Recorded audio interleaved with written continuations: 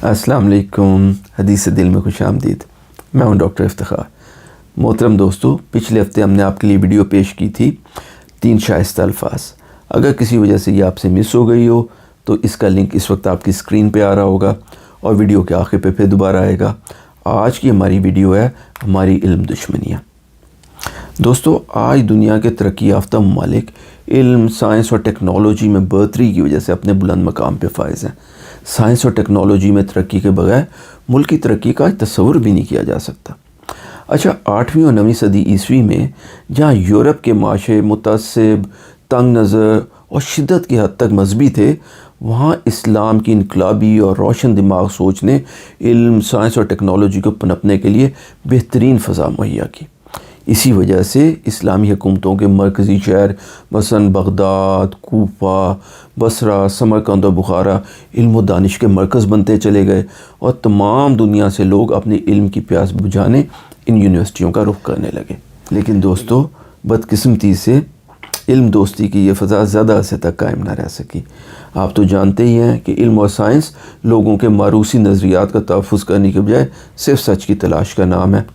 اس لیے سائنس کی ترقی اور اس کے نتیجے میں نت نئی دریافتیں اور ایجادات مذہبی پیشواؤں اور اس وقت کے حکمرانوں کے موروثی اور مقدس نظریات اور ان کی چودراہٹوں کو چیلنج کرنے لگی۔ اس لیے ان لوگوں کی بقا اور ان کے مفادات کے تحفظ کا تقاضا یہ ہوا کہ علم اور سائنس کے ان منبعوں یعنی علماء، کتب، لائبریریوں، یونیورسٹیوں کو پنپنے اور بڑھنے سے روکا جائے۔ چنانچہ بدقسمتی سے سن 1000 کے بعد جہاں اسلامی معاشرے کی ابتدائی علم دوستی کی پھیلائی ہوئی روشنی سے یورپ کی درسگاہیں آباد ہونے لگیں اور روشن ہونے لگیں، وہیں پہ اسلامی معاشروں میں علم کا سورج ڈوبنا شروع ہو گیا۔ اور سن 1400 عیسوی کے بعد علم اور سائنس کا شاید ہی کوئی قابل ذکر نام آپ کو اسلامی دنیا میں کہیں نظر آئے۔ اچھا، ہندوستان میں بھی عظیم الشان مسلمان مغل سلطنت سن 1526 کے بعد 200 سال تک شان و شوکت سے قائم رہی۔ لیکن اس دوران جہاں یورپ میں علم اور سائنس کی سرپرستی کی جا رہی تھی، جگہ جگہ یونیورسٹیاں قائم کی جا رہی تھیں، یہاں پر پڑھے لکھے مسلمان یا تو مسلکی اختلافات کا شکار تھے یا پھر شعر و شاعری میں اپنا وقت لگا رہے تھے، اور مسلمان حکمران عظیم الشان مقبرے اور محل تعمیر کر رہے تھے۔ آج ہم بہت فخر سے اپنے بچوں کو الکندی، ابن سینا، رازی، ابن رشد، جابر بن حیان کے نام عظیم مسلمان سائنسدانوں کے طور پہ بتاتے بھی ہیں اور ان کو یاد بھی کراتے ہیں، اور ساری دنیا میں بھی فخر سے سینہ ٹھونک کے یہ اعلان کرتے پھرتے ہیں کہ دیکھیے اپنے وقت کے یہ بلند پایا عالم اور سائنسدان دراصل مسلمان تھے۔ لیکن ہم یہ بتانا بھول جاتے ہیں کہ خود مسلمانوں نے ان محسنوں کے ساتھ کیا شرمناک سلوک کیا۔ آئیے ہم آپ کو بتاتے ہیں۔ اگر ابتدا سے شروع کریں تو سب سے پہلے تو فادر آف ماڈرن کیمسٹری جابر بن حیان کا ذکر آئے گا۔ جابر کیمیا کے علاوہ طب، فلسفہ اور فلکیات کے بھی ماہر تھے، اور انہوں نے کتاب الکیمیا اور کتاب الصابین جیسی مارکۃ الآراء کتب جو ہے نا وہ تصنیف کی تھی۔ جابر بن حیان سن 731 عیسوی میں خراسان میں پیدا ہوئے تھے اور پھر کوفہ میں آ کے حضرت جعفر شاہ صادق کے شاگرد ہوئے۔ اس دنیا کو ماڈرن کیمسٹری اور تیزاب سے جابر نے متعارف کروایا تھا، لیکن جابر کے بچپن میں سیاسی اور مسلکی اختلافات کی بنیاد پہ ان کے والد کو قتل کر دیا گیا، اور جابر کی پرورش ان کی والدہ محترمہ نے کی۔ لیکن آخر کار انہی بنیادوں کے اوپر ان کی والدہ کو بھی گرفتار کر لیا گیا اور ان کو اتنے کوڑے مارے گئے کہ آخر کار وہ شہید ہو گئی۔ عباسی خلفاء کے زمانے میں آخر کار حکام کے جبر سے تنگ آ کر جعفر خراسان چھوڑ کر اس وقت کے پسماندہ سے شہر بصرہ میں آ کے اپنی کتابوں اور لیبارٹری کے ساتھ آباد ہو گئے۔ لیکن کب تک؟ آخر کار حاکم بصرہ نے بھی جابر کی ایجادات کو جادو قرار دے دیا، انہیں سزائے موت سنا دی۔ وہ تو بڑی مشکل سے کچھ ہمدرد لوگوں کی سفارش پر اس سزائے موت کو عمر قید میں بدلا گیا، اور اسی حالت قید میں اس عظیم کیمیا دان کا سن 815 میں انتقال ہو گیا۔ اچھا، اب ذرا یعقوب ابو یوسف الکندی کا انجام سنیے۔ ان کو عرب فلسفے کا باپ سمجھا جاتا ہے۔ الکندی نے 9ویں صدی عیسوی میں مامون الرشید کے بیت الحکمت میں فلسفہ، فزکس، میتھمیٹکس، طب اور موسیقی میں بہت گراں قدر کام انجام دیا، لیکن بدقسمتی سے مامون الرشید کی وفات کے ساتھ ہی روشن خیالی کا یہ دور بھی ختم ہو گیا۔ اگلے خلیفہ المتوکل نے چند علمی اور مسلکی اختلافات کی بنیاد پہ اس 60 سالہ بزرگ کو قید کر کے سر عام کوڑے مروائے۔ ہر کوڑے پر جہاں الکندی کی چیخ بلند ہوتی، وہاں تماشبین کہہ مار کے ان کو مزید تذلیل کرتے تھے۔ اور رازی کا نام تو آپ نے سنا ہی ہوگا، ابو بکر محمد بن زکریہ الرازی۔ یہ 864 میں ایران کے شہر رے میں پیدا ہوئے اور پھر علمی وجوہات کی وجہ سے بخارا میں جا کے آباد ہوئے۔ رازی انتہائی فتین کیمیا دان اور طبیب تھے۔ حکمت میں اور طب میں ان کی دسترس اتنی زیادہ تھی کہ ان کو جالینوس عرب کہا جاتا تھا۔ بہت کم لوگوں کو اس بات کا پتہ ہے کہ چیچک کی ویکسین کے ابتدائی موجد بھی رازی ہی تھے۔ بعد میں ان کی تحقیق کو بنیاد بنا کے برطانیہ کے ڈاکٹر ایڈورڈ جینر نے چیچک کی ویکسین کی وسیع پیمانے پہ تیاری اور استعمال شروع کیا تھا۔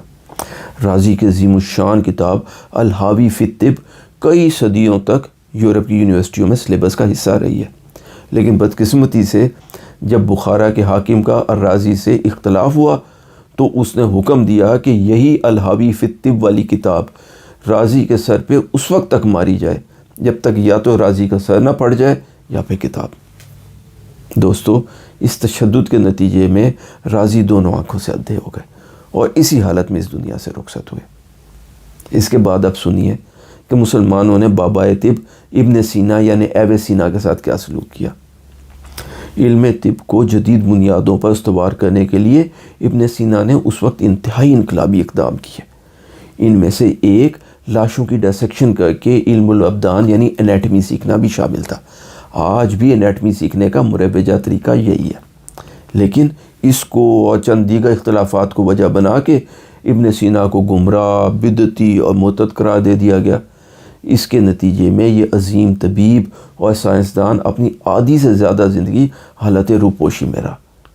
ابن سینا کی عظیم الشان کتاب القانون فی الطب جو 600 سال تک مشرق و مغرب کی یونیورسٹیوں میں پڑھائی گئی، وہ بھی انہوں نے حالت روپوشی میں لکھی تھی۔ اور اب ابن رشد کے بارے میں سنیے۔ ابن رشد اندلس کے رہنے والے تھے اور یورپین رینائسنس میں انہوں نے اہم ترین کردار ادا کیا تھا۔ وہ عالم دین، فلسفی، ریاضی دان، طبیب اور ماہر فلکیات بھی تھے۔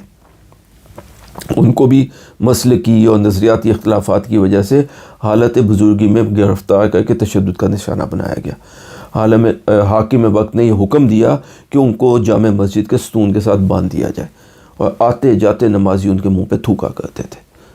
اس عظیم عالم اور فلسفی کے آخری ایام اسی طریقے سے ذلت و رسوائی میں گزرے۔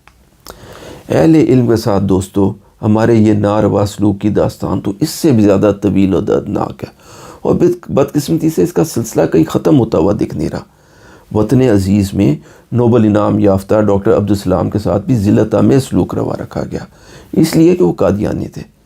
ویسے یہ بات درست ہے کہ وہ قادیانی تھے، لیکن دوستو، اگر کوئی پاکستانی ہندو، سکھ یا عیسائی سائنس میں کوئی عظیم کام انجام دے تو کیا سے مذہب کی بنیاد پہ اس کا کیا ہوا کام چھوٹا ہو جائے گا؟ اسی طریقے سے ڈاکٹر عبدالقدیر خان کے ساتھ بھی ان کے احسانات کا بدلہ ہم نے ان کو آخری عمر میں نظر بند کر کے چکا دیا۔ آج گرچہ وطن عزیز میں بادشاہت نہیں ہے، اس لیے خدا کا شکر ہے کہ بادشاہ سلامت یکا یک تو کسی اہل علم کی گردن اڑانے یا ان کی نظر بندی کے احکامات جاری نہیں کر سکتے، لیکن پھر بھی ہم نے اس ملک میں انٹیلیجنشیا کو ذلیل کرنے کا سلسلہ بند نہیں کیا، بس طریقے کچھ بدل گئے۔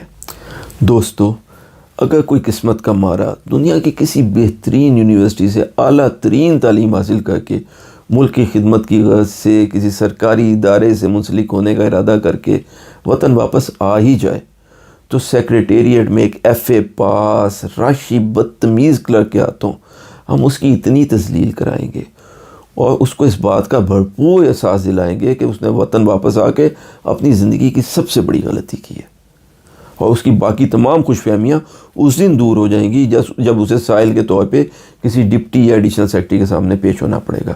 سیکرٹری صاحب تو خیر اس کو لفٹ ہی نہیں کرائیں گے، اور اپنے محکمے میں جا کے اس کے ساتھ کیا سلوک ہوتا ہے یہ ایک الگ داستان ہے۔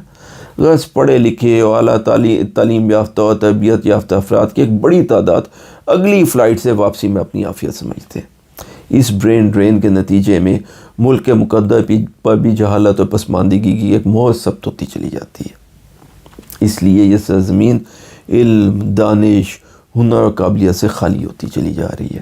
محترم دوستو، یہ تاریخ کا اہم ترین سبق ہے کہ جو قومیں اپنے اہل علم کو ذلیل و رسوا کرتی ہیں، دنیا میں ذلت و رسوائی خود ان کا اپنا مقدر بن جاتی ہے، اور ہم بحیثیت قوم آج اس کا ایک زندہ ثبوت ہے۔